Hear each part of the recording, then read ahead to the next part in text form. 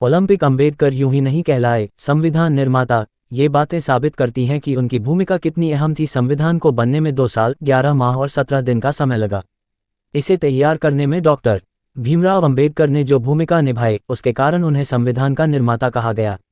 पर ऐसा हुआ कैसे, आइए जानते हैं। डॉक्टर भीमराव अंबेडकर को संविधान का निर्माता, फादर ऑफ इंडियन कॉन्स्टिट्यूशन कहा जाता है, लेकिन इन्हें ये नाम यूं नहीं मिला। इसके पीछे भी एक कहानी है। देश को आज़ाद होने के बाद भारत का नया संविधान तैयार करने के लिए 29 अगस्त 1947 को एक ड्राफ्टिंग कमेटी का गठन किया गया।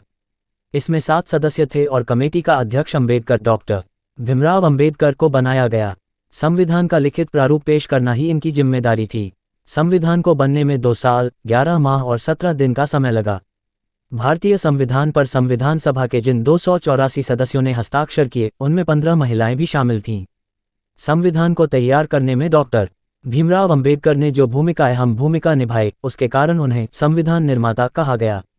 इसे ऐसे समझा जा सकता है, संविधान सभा में सदस्यों की भूमिका पर सवाल और अंबेडकर की तारीफ। एक लंबा समय लगने के बाद भारत का संविधान तैयार हुआ। भले ही अंबेडकर को सिर्फ ड्राफ्टिंग कमेटी का अध्यक्ष बनाया गया था, लेकिन संविधान तैयार करने में इनकी भूमिका सबसे अहम रही है। इसका एक उदाहरण ड्राफ्टिंग कमेटी के सदस्य रहे टी कृष्णमाचारी के उस भाषण से समझा जा सकता है जो उन्होंने नवंबर 1948 को संविधान सभा में दिया था। अपने भाषण में अंबेडकर की भूमिका के बारे में बताते हुए टी कृष्णमाचारी ने कहा, संविधान को तैयार करने वाली ड्राफ्टिंग कमेटी में 7 सदस्य थे।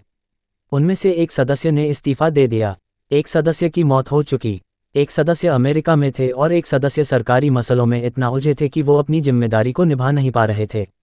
2 सदस्य दिल्ली से दूर थे और कमेटी के कार्यवाही में हिस्सा नहीं ले पा रहे थे।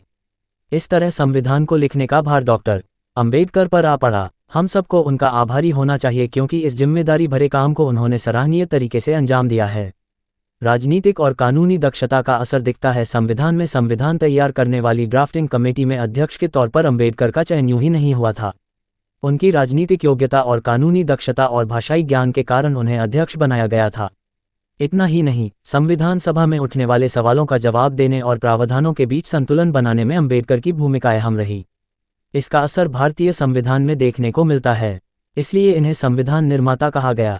अरुण शौरी ने अंबेडकर पर उठाए सवाल तो मिला जवाब। पूर्व केंद्रीय मंत्री अरुण शौरी ने अपनी किताब वर्शिपिंग फॉल्स गॉड में अंबेडकर को ऐसे इंसान के तौर पर पेश किया है जो देश विरोधी, सत्ता का भूखा और देशभक्ति से उसका कोई वास्ता नहीं है।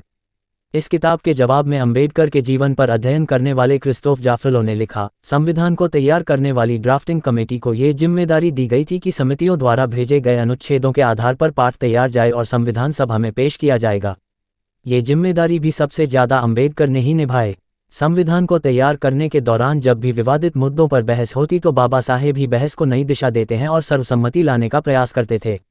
सूचना सिर्फ मान्यताओं और जानकारियों पर आधारित है। यहाँ ये बताना जरूरी है कि यह मेरा वीडियो किसी भी तरह की मान्यता, जानकारी की पुष्टि नहीं करता है। किसी भी जानकारी या मान्यता को अमल में लाने से पहले संबंधित विशेषज्ञ से सलाह लें। धन्यवाद।